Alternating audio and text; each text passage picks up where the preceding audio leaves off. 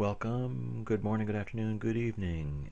Let's see, we're going to go through 6.5c today. 6.5c includes difference of squares, perfect square trinomials, but we're going to do some examples now. We're going to kind of put everything together because we're kind of at the end of our factoring, and we're going to say, let's just do some examples. We'll throw some examples out there, and we'll see what kind of strategies we have to follow in order to factor things out. So here we are, we're in 6.5, difference of squares, perfect square trinomials.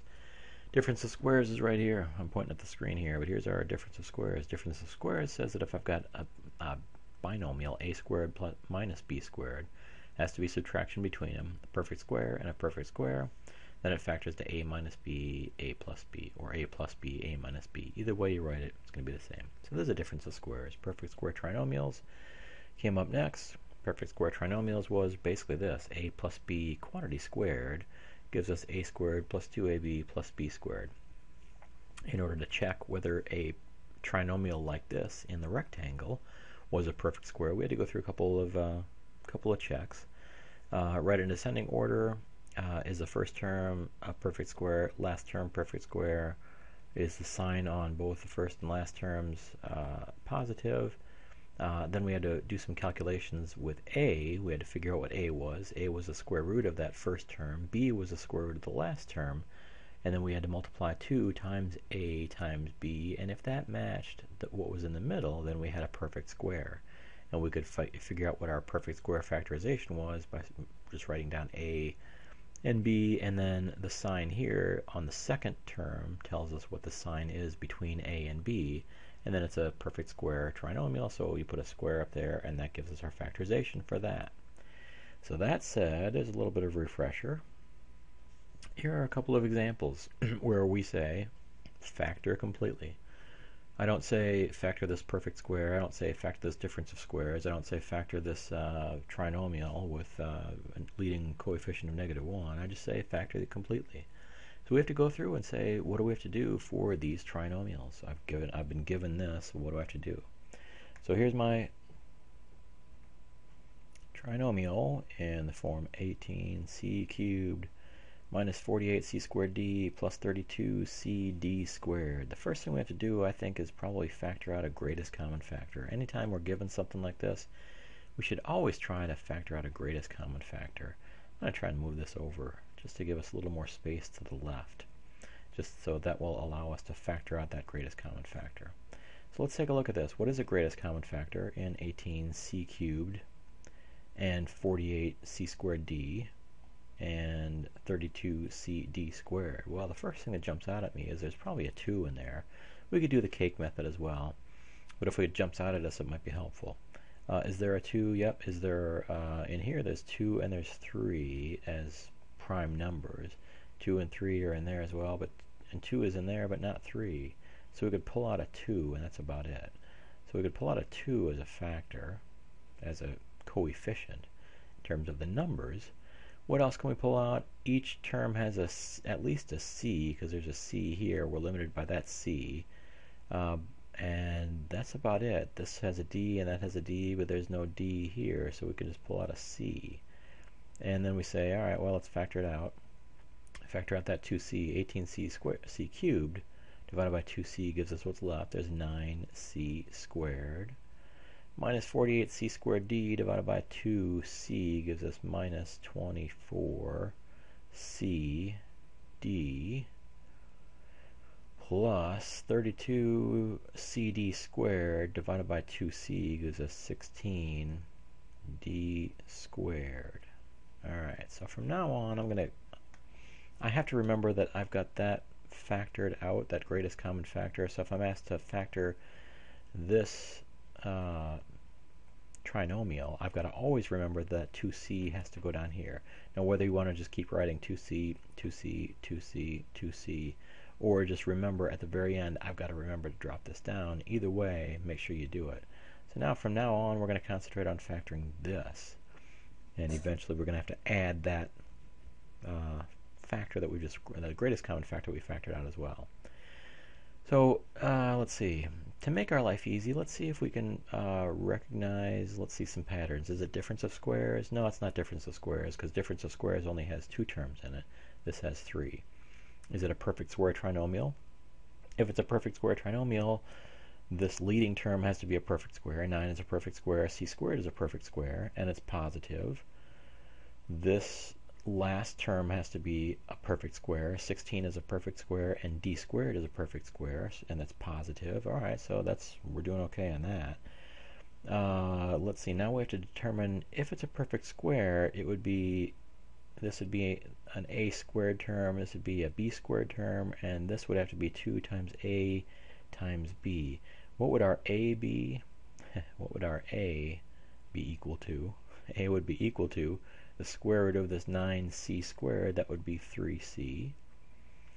B would be equal to, and this is again, we're testing out whether this is a perfect square. If it is, we're kind of home free because we don't have to do the trial and error or the AC method. So our B is going to be the square root of this 16d squared, which would be 4d, because 4d squared would give us 16d squared. And now, what would 2ab be? 2ab, and I'm going to write it down that way. 2ab would be 2ab equals 2 times 3c times 4d. That would be equal to 2 times 3 is 6 times 4 is 24 cd. 24 cd is sure enough right there. So it is a perfect square trinomial. So we can write this factorization of what's underlined in red as a minus b, because this sign determines our subtraction or addition in our perfect square factorization. So it would be a minus b quantity squared, and it would be, here's my a is 3c, here's my b is 4d, and we've got to remember also that 2c has to come down here and put 2c right there. And our complete factorization would be all of this, 2c times 3c minus 4d quantity squared. We should probably FOIL it out just to, or FOIL this perfect square and then multiply by 2c. And you know what, let's take a shortcut and say if we FOIL this out and this matches that, then we'd be okay, and then we could multiply by 2c to get up here. So let's find out what 3c minus 4d times 3c minus 4d is. We FOIL it out, we get first outside, inside last. 3c times 3c is 9c squared minus outside terms 12cd, inside 12cd, last 16d squared. And if we take a look at this, compare it to this underlined in red, we say 9c squared is there, minus, we combine these like terms to get minus 24cd, yep, good enough, plus 16d squared right there. Okay, so this factorization is good, and now we have to multiply, we have to confirm that 2c times this is going to be our perfect square, or going to be our original. 2c times 9c squared is 18c cubed, alright, 2c times negative 24cd is negative 48c squared d, looks good. 2c times plus 16d squared is 32cd squared, looks good. So there's our factorization, and we're done. We double checked it. So we're all set. Let's do one more, and then I'll set you guys free to do these two down here. And if you want to, you're very welcome to pause the video, work on that one, work on that one, work on that one, and kind of fast forward and see if you got them right. But if you need to walk through, let's walk through one more and see how we do. Alright, so let's take a look at this. I got 5w squared plus 50w plus 45. First thing, if we've got a trinomial, first thing we do is make sure that it's in descending order.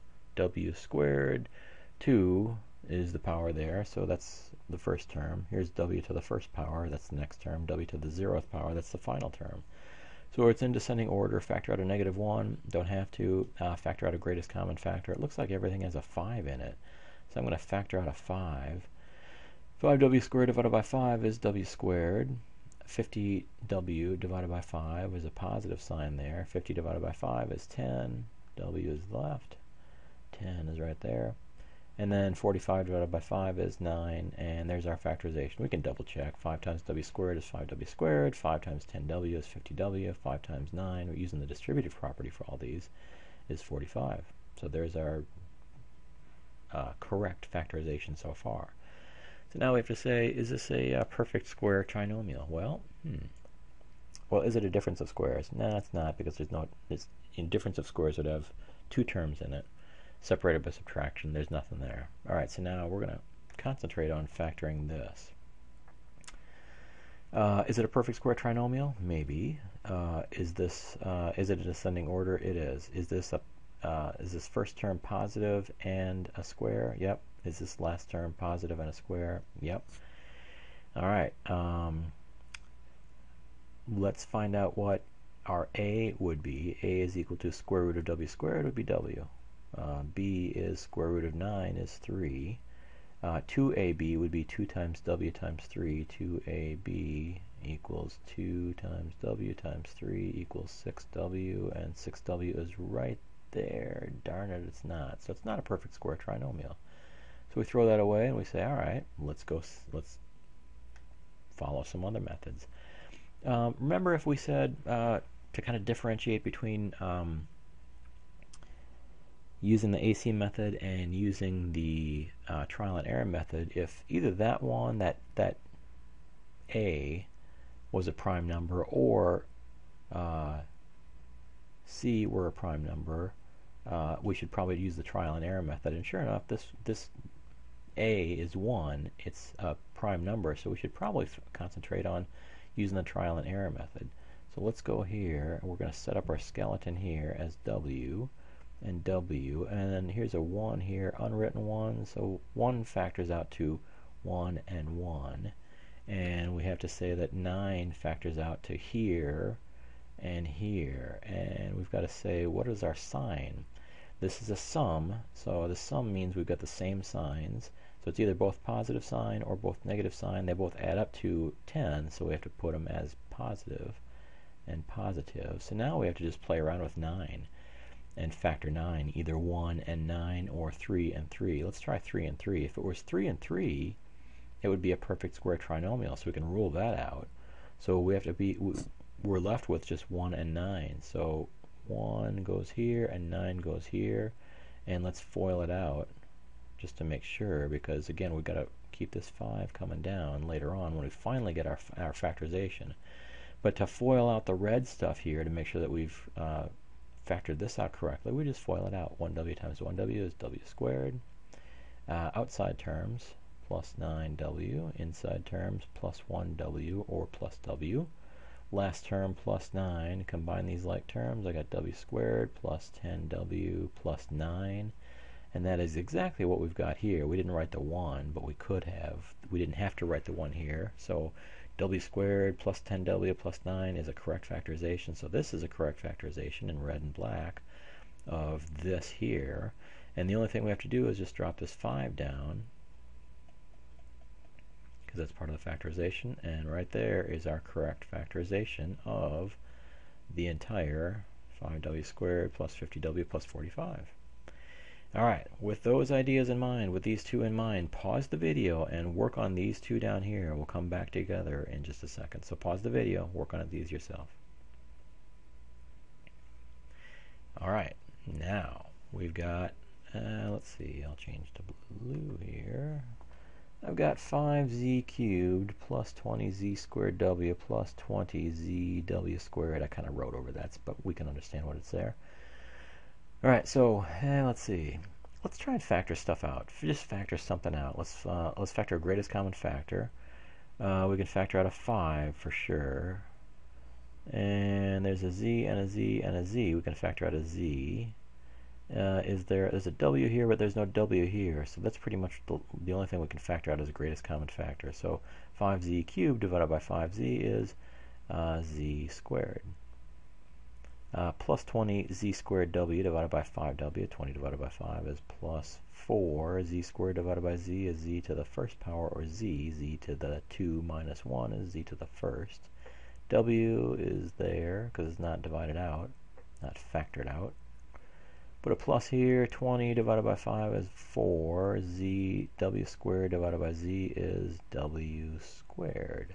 Alright, so now we've factored out the greatest common factor. We probably should just double check our work by saying let's use a distributive property. 5z times z squared, 5z cubed. 5z times 4zw gives me 20z squared w. Alright, 5z times that. 20zw squared. All right, so we've gotten here correctly. So now we've got to just factor. We've got to remember to include this in our final factor, and you can write it down or not, but just remember that you need to have that in your final factorization.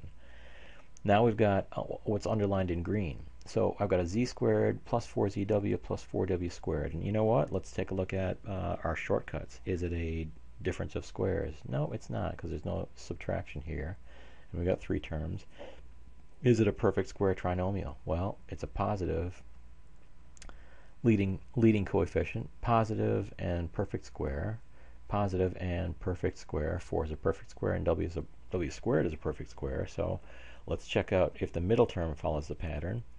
A would be equal to z, square root of z squared, which is z. B would be equal to square root of this term, which would be 2w.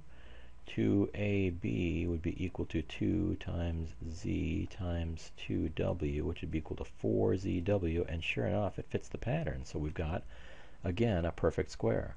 So we can write things down. I'm not going to write a and b. I'm just going to write the numbers here, because we're kind of run out of space, but we can start writing as well the numbers. So we've got a z plus, because that second term determines our sign here, plus 2w squared gives us this underlined, and then we've got to drop this down here, 5w, because it's part of the factorization, and now we've got our factorization. So this factorization in green in the circle is the factorization for this blue rectangle. All right, last one.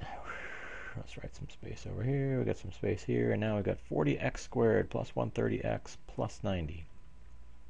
Let's take a look at, let's see, writing things in descending order. X squared, x to the first, x to the 0. Good. Factor out a -1 from the first term. Don't need to. Factor out a greatest common factor. Absolutely. Let's factor out, let's see, how about a 10? 10 jumps out. And then we'd have 4 and 13 and 9 as coefficients. X's, there's nothing to factor out because this doesn't have an x. So we're looking through the numbers, and I'm thinking that 10 is the only thing that factors out. We can use the cake method if we want, but 10 is the only thing that factors out, because here's 4 is a 2 and a 2, and 13 is prime. So let's factor out 10, and we've got 40x squared divided by 10 gives me 4x squared, plus 130x divided by 10 gives me plus 13x, plus 90 divided by 10 is plus 9. And let's see if this is a perfect square. Is it a perfect square trinomial? I'm going to separate this as well. Is it a perfect square trinomial? Well, maybe, but let's see if it follows the pattern. Number one, is the leading term, is the first term a positive perfect square? It is positive, and it's 4 is a perfect square, and x squared is a perfect square. All right, is 9, the last term, a positive? Yes. Perfect square? Yes. 9 is a perfect square. Memorize those perfect squares up to about 15 squared is 225. Does the middle term follow the pattern? Well, let's see. Our a is the square root of this 4x squared, so it'd be 2x. B is the square root of 9, is 3. 2ab is 2 times 2x times 3. 3 times 4 is 12, and you know what? Oh, it doesn't work. So it's not a perfect square. So now we have to go through some factorization. Let's see, remember our factorization decision tree kind of led us to the fact that if 4 were a prime number, then we could probably more easily factor using trial and error, but it's not. Is 9 a prime number? It's not, because it's 3 times 3, so you could have the 1 times 9 or 3 times 3. So I'm thinking maybe we want to use the AC method with this one. So if we do, let's try to use the AC method. I'm going to jump over here and say this is AC equals, here's my A is 4, times C is 9 is 36. We've got to find factors of 36 that add up to 13. We can start with 1 and 36. Nope. We could start with 2, or I guess go to 2 and 18. No, it doesn't add up there. 3 and 12 is 15. Nope, but we're getting closer. How about 4 and 9? 4 times 9 gives us 36. 4 plus 9 gives us 13. So we can now start saying that's a way to separate that 13x, because that's our magic number, that's our magic pair. So now we can use the AC method to say, now we're going to split this to 4x plus 4x and plus 9x, and then rewrite everything else that's not being changed or modified. 4x squared and 9 isn't changed. And I'm going to, by the way, just leave this 10 right here and say, I'm going to leave that, but I got to remember it. By the time I factor it completely, I've got to have that 10 in there as well. You could also write 10 times all this stuff over here. You could write 10 times this, but we're not going to right now. All right, so now I've got to factor, and I've got to say, I've got to group, factor by grouping these terms here, and factor by grouping these terms here. So what are we going to factor by grouping? We're going to factor in blue of 4x, and we're going to have what's left, x plus 1. 4x squared divided by 4x is x, 4x divided by 4x is 1. In the black, we're going to figure out, or factor out, a plus 9, and 9x divided by 9 is x. Plus 9 divided by 9 is plus 1, and there's a factorization. We've got a nice factorization because now we've got two terms here, the blue and the black, and the x plus 1 is a factor in each one of those. So we can pull out that x plus 1, and we can say this is x plus 1 times 4x plus 9 as our factorization. And now we've got to remember that we've got to drop down that 10 as well, and that should be our factorization. So there, 10 times x plus 1 times 4x plus 9 should give us this. If we want to FOIL it out, we could, if we FOIL this out, just the x plus 1 times the 4x plus 9, and get this, we should be okay because we've double checked our factorization of 10. So let's FOIL out here. X plus 1 times, 4x plus 9. Figure out what we got. I've got a 4x squared plus 9x plus 4x plus 9. Combine these like terms, I've got 4x squared plus 13x plus 9, and sure enough, that factorization of those two binomials comes out with that what's underlined, or what's in green up here. So that checks out because we FOILed it out and we're done. All right. Make sure you've written down some homework notes. Show me what you got, and we'll see you in class.